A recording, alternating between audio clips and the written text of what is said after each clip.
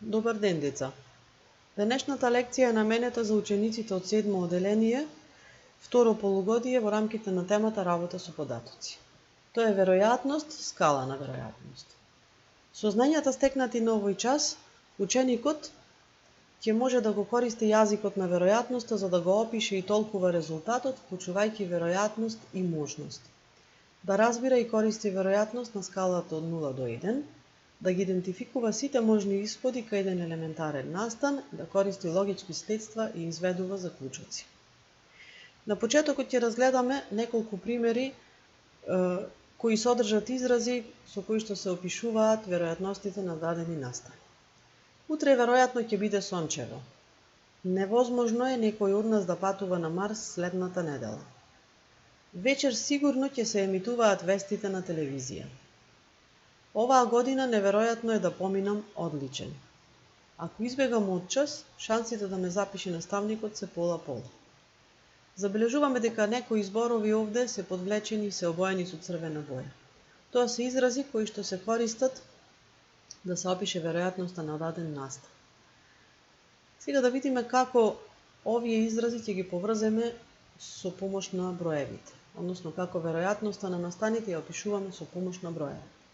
Тоа го правиме со скалата на веројатност, која што изгледа вака. На оваа скала, веројатноста се движи помеѓу 0 и 1. Или изразено во проценти, тоа е 0% па до 100%. Па така настанот кој што сигурно ќе се случи има веројатност 1, настанот кој што е невозможно да се случи има веројатност 0, а оние настани чии шанси се пола-пола да се случат, тоа се еднакво веројатни настани и имаат веројатност 0,5. Помеѓу невозможни и еднакво веројатни се појавуваат малку веројатните настани, а помеѓу еднакво веројатни и сигурни, тоа се настаните кои што многу веројатно може да се случат. На следниве примери ќе видиме како изразите се поврзуваат со броеви. Во кутијата има црвени топчиња. Ана од кутијата извлекува едно топче. Колкава е веројатноста Ана да извлече црвено топче? Бидејќи на сликата исто се забележува дека во кутијата се сите топчиња со црвена боја, тогаш веројатноста да се извлече црвено топче е 100%, таа сигурно ќе извлече црвено топче. Колкава е веројатноста Ана да извлече сино топче? Во кутијата нема сини топчиња, значи овој настан е невозможен настан и неговата веројатност е 0%. Во вториот пример, во кутијата има две топчиња со различна боја, едното црвено, другото сино. Ана од кутијата извлекува едно топче. Прашањето е што е поверојатно да извлече Ана, црвено или сино топче? Бидејќи подеднакво се застапени црвеното и синото топче, веројатноста е еднакво можна или 50%. Како ја пресметуваме веројатноста на настаните? Постои формула за пресметување веројатност, во која што веројатноста се означува со буквата П, и таа е изразена како количник на бројот на успешни исходи и вкупниот број на исходи на даден настан. Преку следниве примери ќе видиме како се пресметува тоа што значи успешни, а што значи вкупен број на исходи на даден настан. Во една чинија има 6 колачиња. Од нив 3 се со вкус на ванила, 2 се со вкус на чоколадо и едно колаче е со вкус на кокос. Бојан по случаен избор зема едно колаче. Пресметаа веројатноста тоа колаче да биде со вкус на под А ванила, под Б чоколадо и под В кокос. На цртежот се представени колачињата, со жолта боја се колачињата со вкус на ванила. Тие се вкупно 3, а сите колачиња во чинијата се 6. Бројот 3 ќе ни биде број на успешни исходи, а бројот 6 ќе ни биде вкупен број на исходи. И од тука лесно ќе пресметаме веројатноста на настанот Бојан да извлече да земе колаче со вкус на ванила е 3/6 или 1/2, односно 0,5. На сличен начин ќе пресметаме и под Б и под В. Колачиња со вкус на чоколадо се 2, од вкупно 6, значи веројатноста ќе биде 2/6 или 1/3, 0,3. Да земе колаче со вкус на кокос би имало најмала веројатност, затоа што е 1 од вкупно 6, Тоа ќе биде 1/6 или 0,166 и така натаму. Прашањето се поставува дали постои можност Бојан да земе колаче со поинаков вкус. Бидејќи во текстот на задачата пишува дека само овие три вкусови ги има, тоа значи дека не е можно да се земе колаче со поинаков вкус. Значи, ова се сите можни исходи. Ако ги собереме нивните веројатности, добиваме збир еднаков на 1. И на вистина збирот на овие исходи е 1. И секогаш треба да имаме во предвид дека збирот на веројатностите на сите можни исходи на даден настан мора да биде 1. Во следниот пример ќе разгледаме коцка за играње, која што ќе ја фрлиме еднаш. Колкава е веројатноста да се добие? Под А 6, под Б непарен број, под В број помал од 5, под Г број поголем од 6 и под Д број поголем од 0. Тоа ќе го одговориме на следниот начин. Коцката има вкупно 6 страни. Секоја страна е различно обележена со броевите од 1 до 6.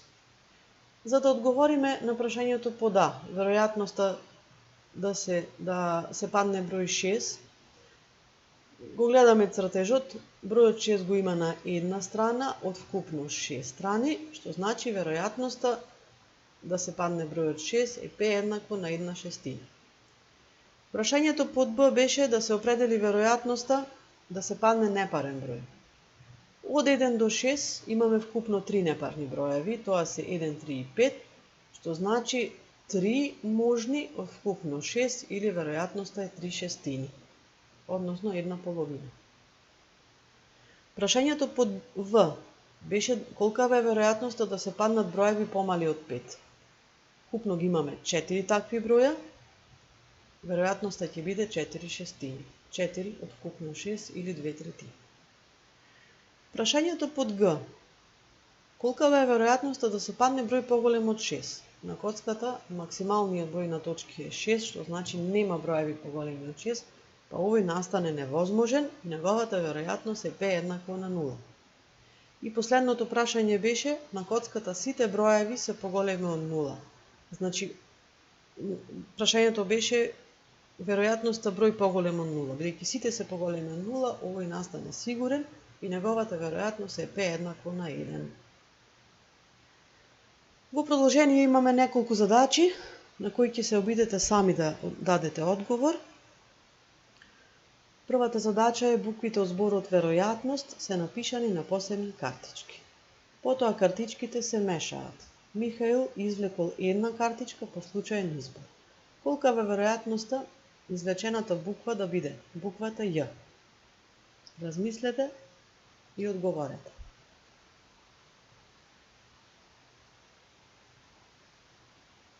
Сигурно забележавте дека буквата Ј ја има само на едно место, а вкупно има 11 букви во зборот веројатност. Тоа значи дека веројатноста да се извлече буквата Ј е 1/11. Прашањето под Б, колкава е веројатноста буквата да биде Т? Ако го погледнеме бројот, зборот веројатност, буквата Т ја имаме на две места, од вкупно 11 букви, значи одговорот ќе биде P еднакво на 2/11.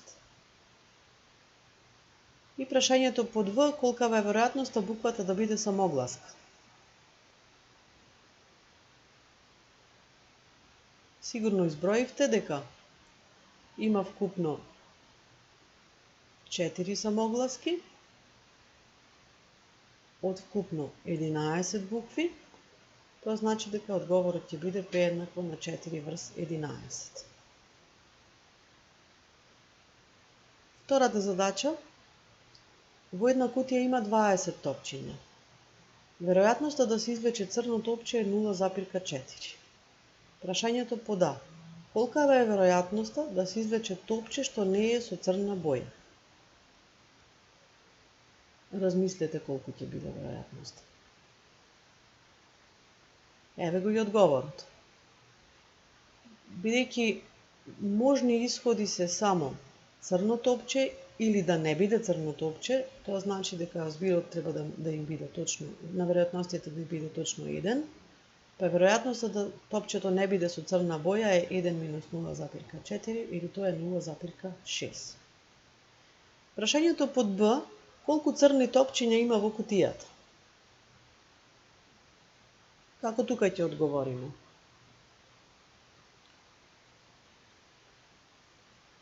Веројатноста да се извлече црно топче е 0,4. Бројот 0,4, ако го запишеме како дробка, е 4 десетини. Односно, од 10 топчиња, 4 се црни. Меѓутоа, во кутијата има 20 топчиња. Тоа значи, за дупло топчиња во кутијата, дупло повеќе ќе бидат црни. Или од вкупно 20 топчиња, црни ќе бидат 8. Се надевам дека и вие вака одговоривте. Третата задача. Миле игра пикадо. Колкава е веројатноста да погоди пода жолто, односно црвено поле? Еве го пикадото со жолто и црвено поле. Гледаме дека подеднакво се обоени страните на деловите на кругот со жолта и црвена боја.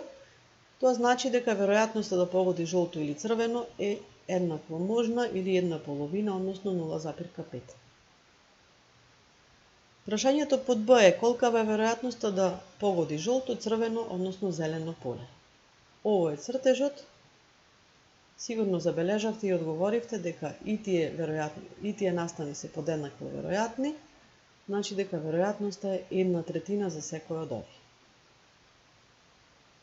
И последното прашање, колкава е веројатноста да погоди жолто, односно колкава е да погоди розово поле.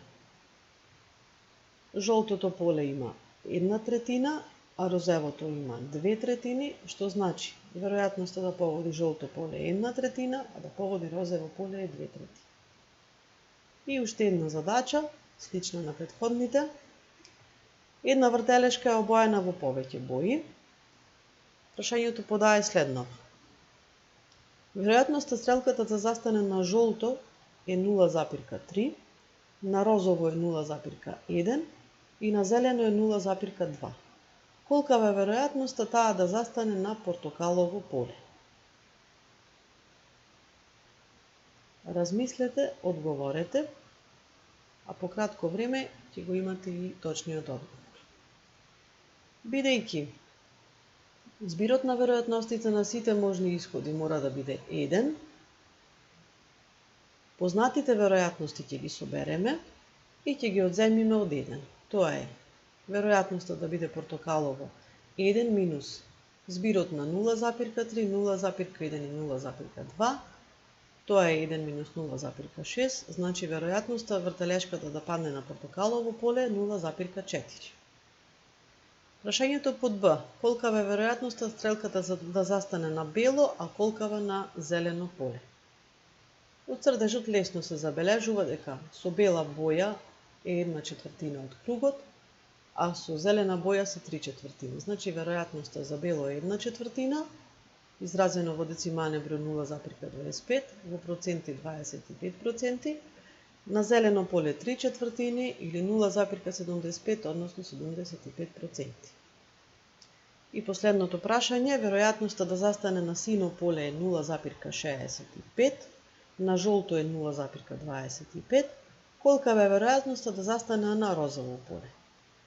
Слично како пода, ќе ги собереме 0,65 и 0,25, ќе ги одземеме од 1 и добиваме дека тоа е 0,1.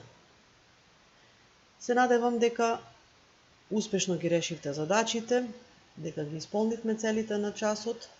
Ви благодарам за вниманието, до некој нареден пат.